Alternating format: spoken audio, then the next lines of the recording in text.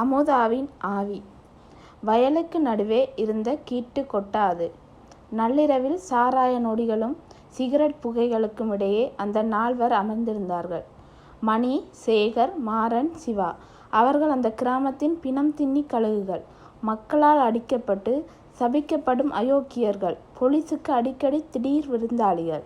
மணி அந்த கயவர் கூட்டத்தின் தலைவன். எனவே அவன் கொக்கரிப்பு கொஞ்சம் அதிகமாகவே கேட்கும்.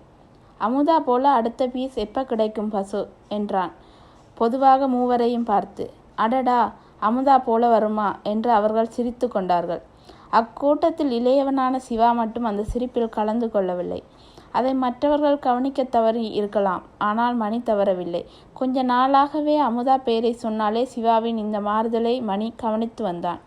என்னடா சிவா, என்ன இப்போ எல்லாம் அமுதா பெயரை சொன்னால் சைலண்ட் ஆயிடுற? எனக்கென்னவோ அந்த பக்கத்து ஊர் அமுதாவை நீ ஒன் சைடாக லவ் பண்ணியிருந்தியோன்னு சந்தேகமாக இருக்கு என்றான். கொஞ்சம் போதையில் தள்ளாடினான்.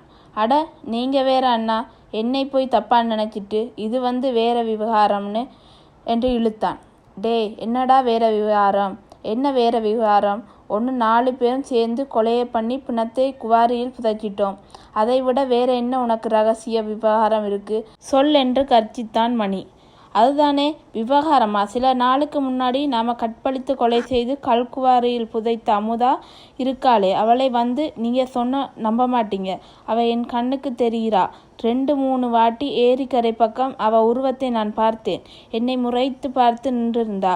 அன்னைக்கு கல்குவாரியில் பக்கம் போகிறேன். அவளை புதைத்த இடத்திலேயே மேலே ஒரு கல் மேலே அமர்ந்து உட்கார்ந்து என்னை பார்த்து கொண்டே இருக்கான்னா. இன்ஜின் கோளாறான ஆட்டோ போல ஒரு விசித்திர குரலில் சிரித்தான் மணி. இங்கே பாடுறா இந்த பச்சை மண்ணை. பாவம், அமுதாவை பார்த்தானாம். ஏண்டா, அவள் எங்கட கண்ணுக்கெல்லாம் தெரியலை? எங்கட கண்ணில் தெரிஞ்சா ஆவின்னு கூட பார்க்காம திரும்பவும் நாங்கள் கற்பழித்து கொலை பண்ணி புதைச்சிருவோம்னு பயப்படுறா போல. ஹாஹா சொல்லிவிட்டு அட்டகாசமாக சிரித்தான். அதுதான் சொன்னேனே, சொன்னால் நீங்கள் நம்ப மாட்டேங்கன்னு.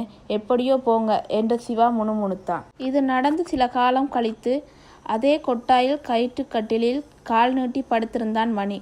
குழப்பமான சிந்தனை ஓட்டம் அவனை சூழ்ந்தது. நேற்று சேகரும் அதை பார்த்ததா சொல்கிறானே, மாறன் கண்ணுக்கும் கூட தெரிந்தது. ஆனால் அவன் சொன்ன நான் கிண்டல் அடிப்பேன் என்று பயந்து சொல்லவில்லை என்றானே, இதெல்லாம் உண்மையா? இவர்கள் எல்லோரும் சேர்ந்து என்னை ஏமாற்ற பார்க்கிறார்களா? அல்லது அமுதா நிஜமாகவே ஆவியாகி உலாவுகிறாளா? படத்தில் வருவது போல் என்னை பழி வாங்க போறாளா? மணி தலையை சிலிப்பி கொண்டான். சீச்சி, உயிரோடு இருக்கும் போதே என்னை எதிர்க்க முடியலை, செத்து என்ன கிழிக்க போறா என்று தனக்குத்தானே சொல்லிக்கொண்டான். சில தினங்களுக்கு முன்பு சந்தைக்கு சென்று இரவில் திரும்பி கொண்டிருந்த பக்கத்து ஊர் இளம் பெண் அமுதாவை கற்பழித்து கொண்டு புதைத்திருந்தார்கள் இவர்கள். பக்கத்து ஊரில் அந்த பெண் காணாமல் போனாள் என்று ஸ்டேஷனில் கம்ப்ளைண்ட் கொடுக்கப்பட்டுள்ளதாக தகவல். சந்தைக்கு போனவள் யார் கூடவோ ஓடி போய்விட்டார் என்று ஊரில் பேசிக்கொண்டார்கள். யாரும் இவன் மேல் துளி கூட சந்தேகம் வரவில்லை. மணி எழுந்தான். மணியை பார்த்தான். இன்னொரு பிராந்தி போட்டிலை வாயில் கவிழ்த்தான். அடுத்த இரையை பார்ப்போம். அந்த மிருகம் மீண்டும் பசி கொண்டது. ஆள் அரவமற்ற ஏரிக்கரையில் காத்து கிடந்தது. கடந்த இறை கூட இங்கே தான் சிக்கியது. போதை தலைக்கேற கண்கள் பெண்ணை தேடியது. அப்போதுதான் அதை கவனித்தான். தூரத்தில் ஒரு இளம்பெண். அதை பார்த்ததும் மிருகத்தின் காதுகள் சூடாகின. எங்கே போய் தொலைந்தானுங்க மற்றவங்க? இங்கே அருமையான பீஸ் ஒன்று மாட்டி இருக்கு என்று தனக்குள் பேசிக்கொண்டு அவளை இடைவிட்டு பின்தொடர்ந்தான்.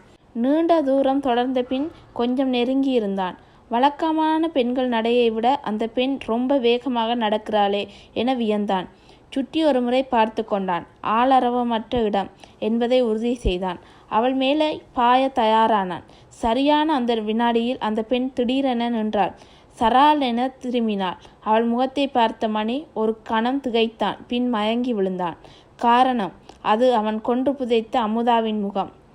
அந்த குவாரியின் கூட்டம் கூடியிருந்தது. மக்கள் கூட்டத்தில் அங்கங்கே போலீஸ் தலைத்திருந்தது. குவாரியில் ஒரு குழு தோண்டி கொண்டிருந்தது. மணி ஒரு ஜீப்பில் அமர வைக்கப்பட்டிருந்தான். கைகளில் போலீஸ் காப்பு. என்னையா, உண்மையை ஒத்துக்கிட்டானா என்றார் இன்ஸ்பெக்டர்.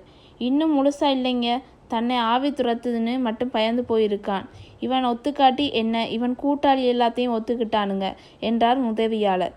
குவாரியை இன்னும் 2 அடி தோண்டினா இவனும் ஒத்துக்குவான் பாரு என்றார் இன்ஸ்பெக்டர். சில நிமிடங்கள் கழித்து அனைவரும் மூக்கை பொத்தினார்கள். அந்த குழியில் இருந்து அந்த பிணத்தை அழுகிய நிலையில் எடுத்தது அந்த குழு. சிறிது நேரத்தில் மணியை அழைத்து கொண்டு போலீஸ் ஜீப் கிளம்பியது. பாவம், மணிக்கு தெரியாது பக்கத்து ஊர் அமுதாவிற்கு ஒரு தங்கை உண்டென்றும் அவள் வெளியே தங்கி படித்து கொண்டிருக்கிறாள் என்றும் அவர்கள் இரட்டையர்கள் என்றும் அவர்கள் கண்ணில் அடிக்கடி சிக்கியது அமுதா அல்ல, அது அவள் இரட்டை சகோதரி குமுதா என்றும்.